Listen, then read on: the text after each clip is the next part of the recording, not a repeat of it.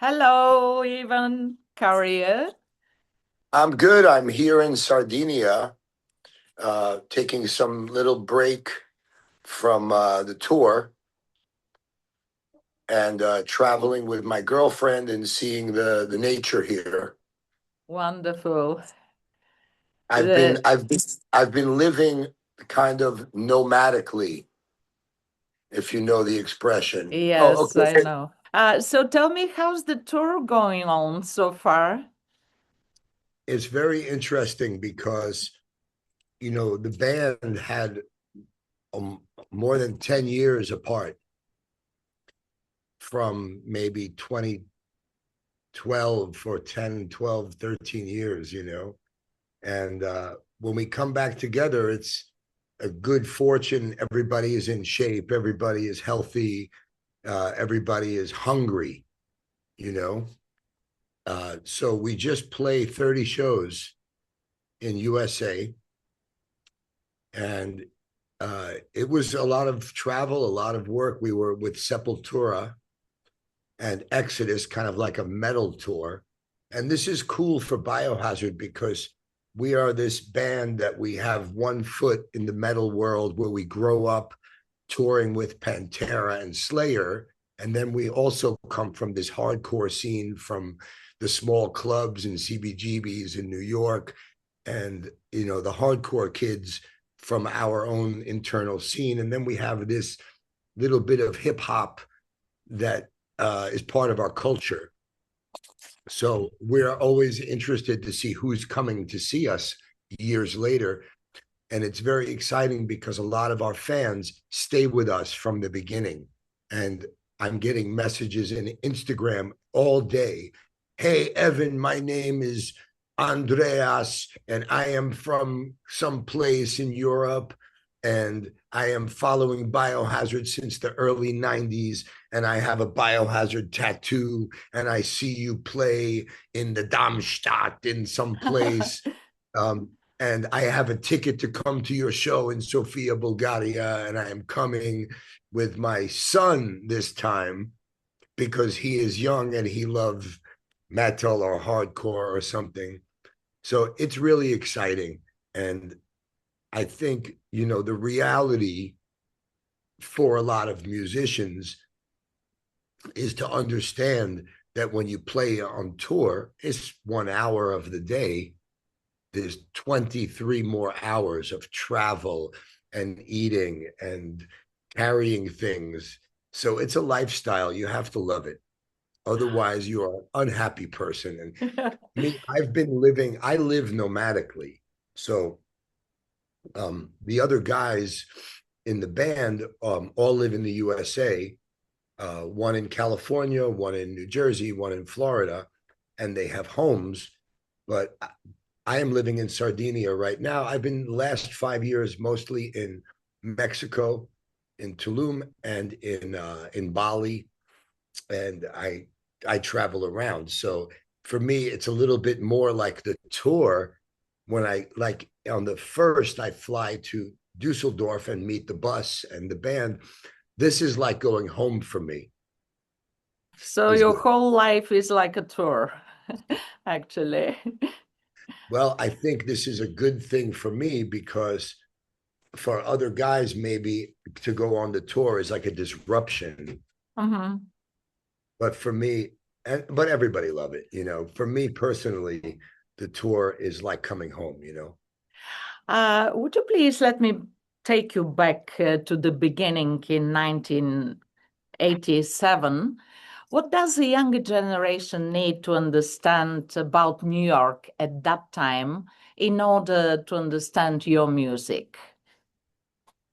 It's a very good question, you know, um, because people don't realize that the world is changing faster than it isn't. And in 1987, if you were a kid growing up in Brooklyn, this is a dangerous place. You don't want to go alone in the subway. You don't want to go alone in the street, maybe in the wrong neighborhood. There's a lot of, it's no like now where everybody tolerate everybody and everybody. It's just before social media. And this is before phones. So there's no camera. So if somebody meet in the street, they fight. Maybe they kill each other. They're not worried that there's a camera. You know, people walk around with a baseball bat sometimes. There's no like violence all the time everywhere, but violence was always possible. So when you say something to somebody in the street, or somebody says, hey, what the fuck are you looking at? You better know how to answer, because maybe the escalation of this is not, I'm going to take a picture of you and post it, or I'm going to call the police. No, I'm going to fuck you up. So we lived in this way. It was not strange for us. This is where we grew up. And in Brooklyn was a lot of mafia. And this make the neighborhood really safe and really unsafe in the same way. So we were just four kids who love music, and we love hardcore and punk and metal and hip hop and reggae. And I started this when I was still in high school with Mio, the drummer who started with me, rest in peace, Anthony. But I knew Danny, our drummer, before this, when we were little kids. I was friends with Danny's brothers. He have two brothers, and we live in the same barrio, in the same neighborhood. So we were seeing all of this racial violence, like a white kid goes in a black neighborhood, he gets beat. A black kid goes in a white neighborhood, he gets beat. And we don't understand this because we have friends, white and black. And we are like, why? We are fighting for the skin. Nobody choose this, you know? So we start to write music reflecting our environment, you know? And people thought this was interesting, I guess. But it wasn't for entertainment. It was for us to talk about the social problem, because it looked like a problem. And we don't see anything else. But when we started traveling, 1989, we went on tour. We were little kids, 19, 20 years old. We see all the world maybe isn't like this. And we see Brooklyn is like a concentration. It's like if you put everybody together, you get this. Now the world is so different. I don't understand what is happening. It's not my generation. So I have to look to the young people, because the young people know what's happening in the street. We wanted to promote equality. We wanted to promote unity and togetherness and bring people together. And in 1987, nobody knows what a mosh pit is. Nobody knows what is stage diving. Nobody knows this is a tiny subculture. A few bands that we start with: Biohazard, Sick of It All, Agnostic Front, Cro-Mags, Gorilla Biscuits, Youth of Today, Minor Threat, Bad Brains, Outburst, New York Hoods, Icemen, Marauders. It's a small group of bands. Everybody knows everybody. But when we play a concert with Biohazard, the kids from Queens come to fight the kids from Brooklyn. Everybody want to fight. And it's, you know, young testosterone. Everybody's trying to prove the men proving their manhood, their masculinity, like young warriors. But it's usually in a pretty safe environment. And sometimes it get really crazy and we have to stop the show. Sometimes 5 times in 30 minutes, we have to stop. And sometimes we have to jump from the stage and break people apart. And when we make the demonstration, hey, I get on the mic, we're not here to fight. We're here to be together. Next motherfucker that fights, we're going to fight you. People stop and they receive a message. And now, like today, you go to Coachella, is 1 million people happy doing this with Turnstile, with Knocked Loose, with in the Warped Tour with Pain of Truth, with the younger generation of bands. And we love to see this. For me, this is the message that it doesn't need to be explained now. Nobody have to go to the Turnstile show and say, hey, you 10 guys don't beat up the one guy with long hair because he's different. Love him. Now it's the love connection. So happy to be part of the change. And I'm happy to see that the work we have done matters. Yes, crossover is everywhere. Do you feel like a pioneer or just as a musician and a man that was following his instincts? Do you? I feel like a pioneer. Yeah. Because I saw the whole world of this. Biohazard's played in 70 countries. And no, like in one city, we go to, you know, Netherlands or Germany or Brazil, and we play 8 different shows in different towns and cities. So you get an idea of the whole scene. And in the beginning, I felt like a musician with a message, but very soon we learned that we were pioneers of a message. And it's a very satisfying feeling to know that you're part of a positive change. Yeah, I'm very curious to know, do you have any history with Beastie Boys? Any influence or personal connections? That's very interesting. It's a great question. I meet them. Biohazard never worked with the Beastie Boys. Everybody think we did. Even I read an article somewhere that somebody say, I play bass in one Beastie Boys song. It's no true. I wish. The Beastie Boys License to Ill album affect me so much, was my soundtrack when I was, I don't know, 16 or something. When this album came out, this changed the world. And the parallel was Beastie Boys were signed to Def Jam, was the label, and Biohazard was signed to the management of Def Jam, Rush Artist Management. And right at the time we signed with Rush, Rick Rubin leave Def Jam, and we thought we were going to get together with Russell and Rick and put the Beastie Boys and Biohazard together, but never happened. And every night when Biohazard plays, to this day, when the last song finishes and we say, thank you, good night, and we take a bow, we play No Sleep Till Brooklyn is our...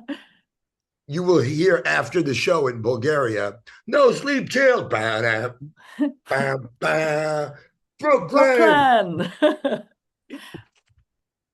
Yeah. One of the most like influential, groundbreaking band groups. You know, Mike D, Ad Rock, and MCA, rest in peace. I know Billy used to snowboard together with Adam Yauch with MCA, because they both were spending time in Salt Lake City in Utah in the snowboard scene.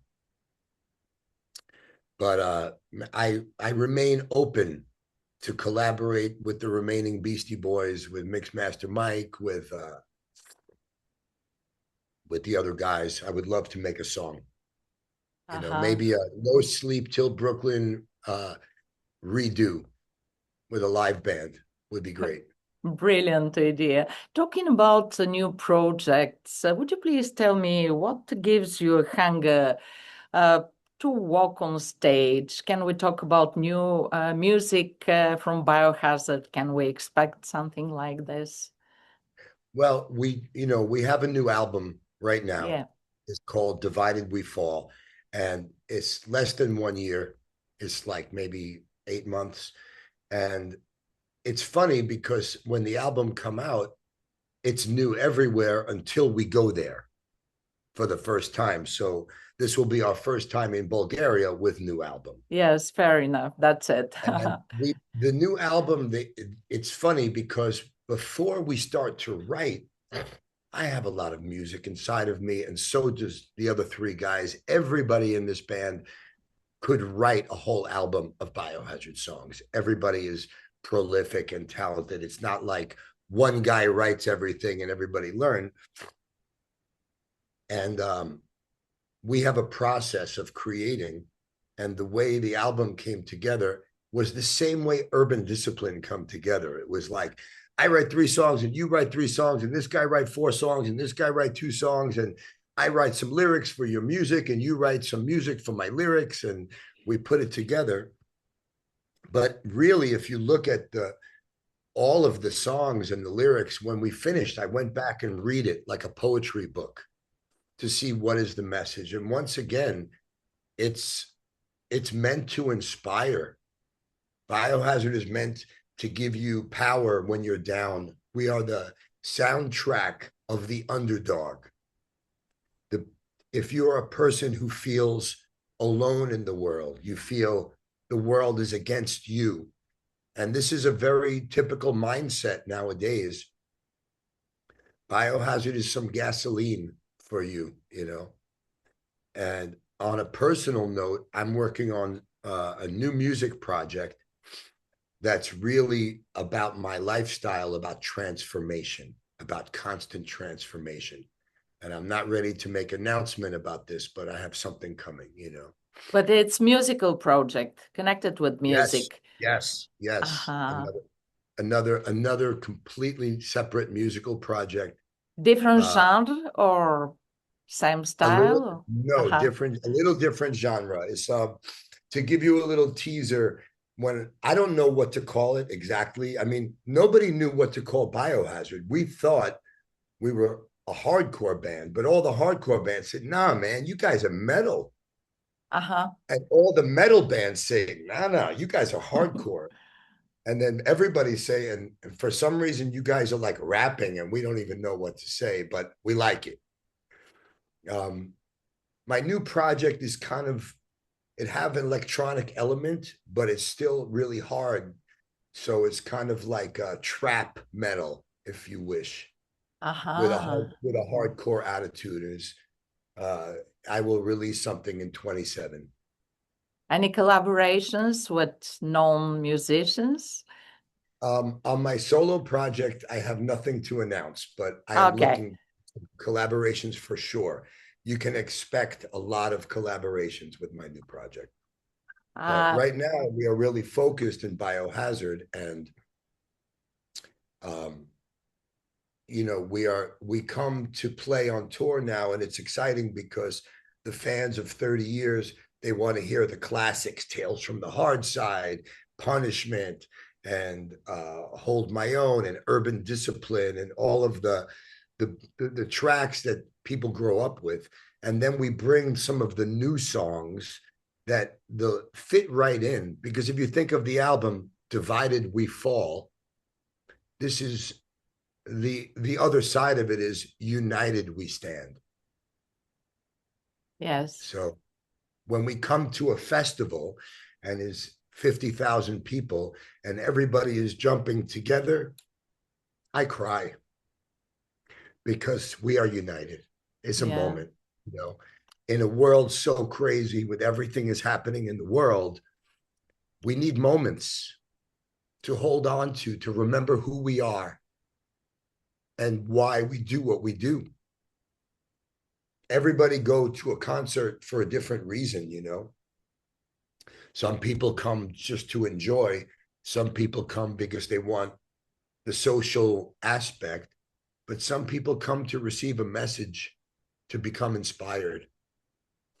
And one thing I love about Biohazard is that we always, you know, we're like a blue collar mentality. We come from a working class background.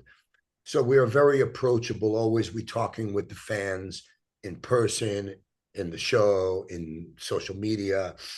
And there's a lot of our fans are musicians. They play guitar, they play the drums, they are a singer, they play the bass. And they always tell me, "Oh, I have a band and we are inspired by you guys and we are called this and we're doing." For instance, I am in Sardinia in vacations with my girlfriend. I say vacation for you, but this is just how I live. I live in I rent a place for a week. I stay in the beach. I go to other place.